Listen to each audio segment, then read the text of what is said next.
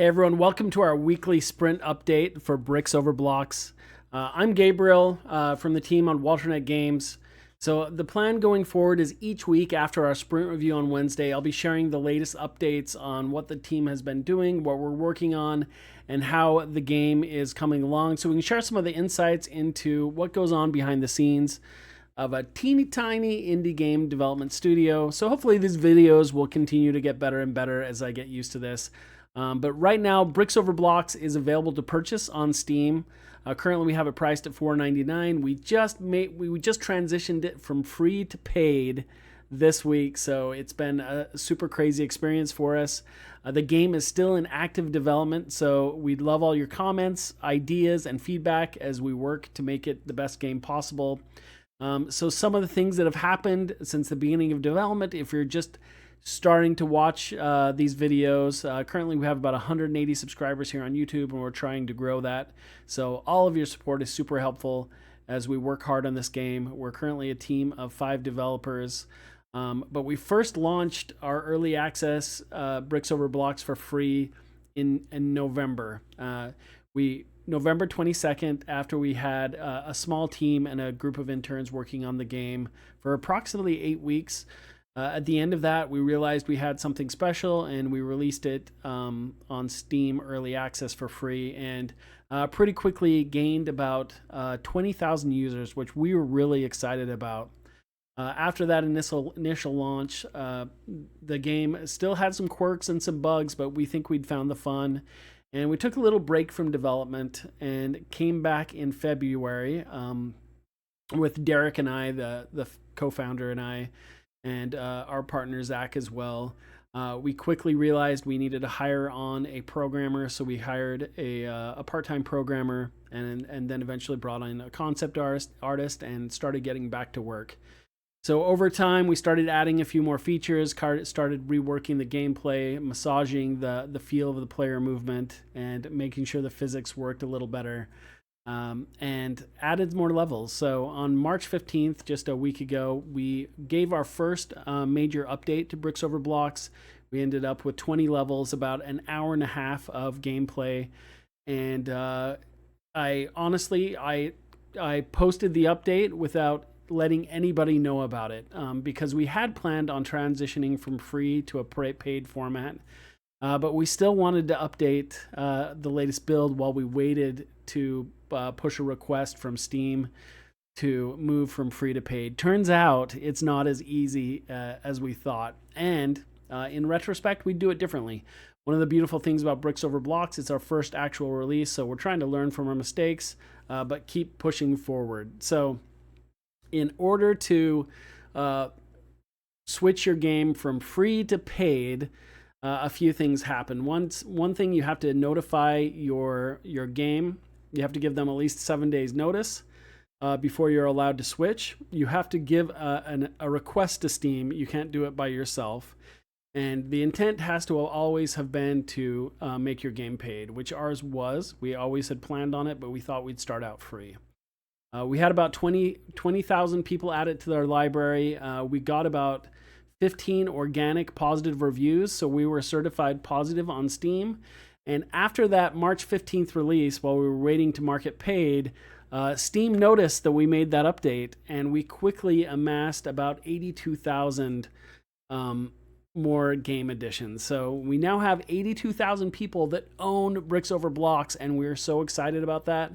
We went from just 1 or 2 people playing a week to around 100 people playing on average per day, which was awesome. So we finally got approval to make our game paid, and now kind of crickets. So we're now working hard to get the updates on the game, and we appreciate any feedback we get on it. If you currently own the game, play it, let us know. We'd love to know what you think. Please help support indie game developments. We put it up for sale. Because we do have a game plan to have a fully finished product, but B, we don't want to look for funding. My co-founder and I are both paying for our programmers and our concept artists out of pocket. and we would love to have the game be able to pay for the people working on it. That's kind of our end goal, is to make WalterNet a full-fledged studio that is not doesn't rely on investors. I don't know if any of you in the game development business have noticed, but 2024 has been an absolute disaster for the games industry in general. Mass layoffs, investors have kind of lost trust in the industry and are pulling out of projects left and right. And it's really hard to get investors right now, but to have a studio that's completely reliant on investors, it's dangerous and difficult, because it can be shut down at any moment. So our current plan with WalterNet is to work on 8 to 10 month projects that are super fun, really small, short, 3 to 4 hour experiences. That'll all vary from game to game, but our goal is to make smaller projects that we want to work on. So eventually we're getting to the point where it's just friends making games together and having a ton of fun. So that's where we're at with Bricks and Blocks. We think we found a lot of fun. We have a lot of features to add. Like I said, when we had released on March 15th, currently we have 2 worlds in our game. We have a city level and a cave level, and we're adding 2 more environments. So last week, I was able to start inputting our 3rd environment, which is a forest environment. So got a lot of work done on that last week, sitting down doing that, and started refining some of the levels in that. We're hoping to get 10 more levels blocked out in the near future for the forest level, and then we began prototyping extra power-ups. We're working on extra power-ups to amplify the gameplay. So last week as well, our programmer started working on our save system, our level load system, a lot of really fun stuff, as well as the planning. Our artist and animator is working on some of the new enemies in our city level, which you can see right behind me. We have these cars that jump out into the screen and knock your player out of the way.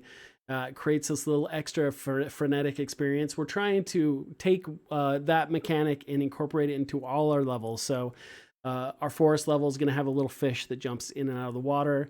I can't wait to show you some of the images from that. The model and animations just did a rough pass this week. The cave level is going to have a bat that flies down into the player, and then the toxic factory level is going to have a little drone that carries a box of toxic goo. It's going to be super fun.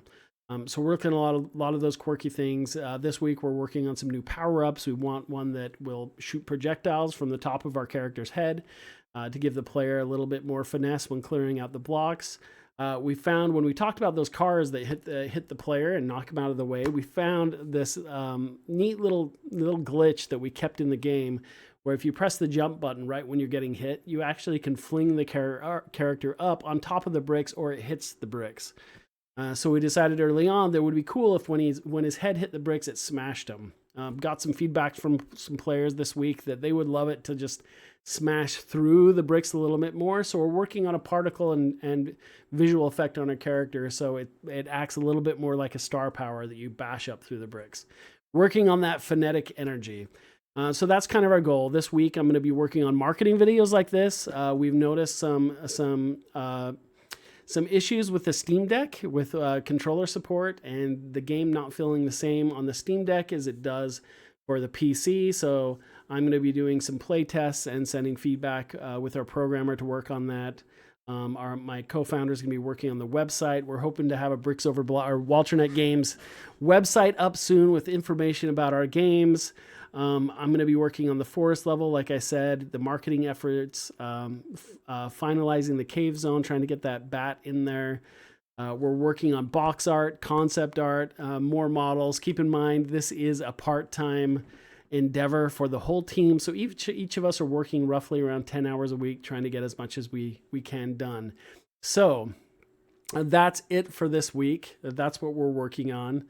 Hopefully I will continue to improve how these videos are run, but really I want to use this as a journal each week to share our game dev. And not gonna lie, I'm hoping to get some subscribers and people interested in games, interested in our game, and to help us grow as a studio.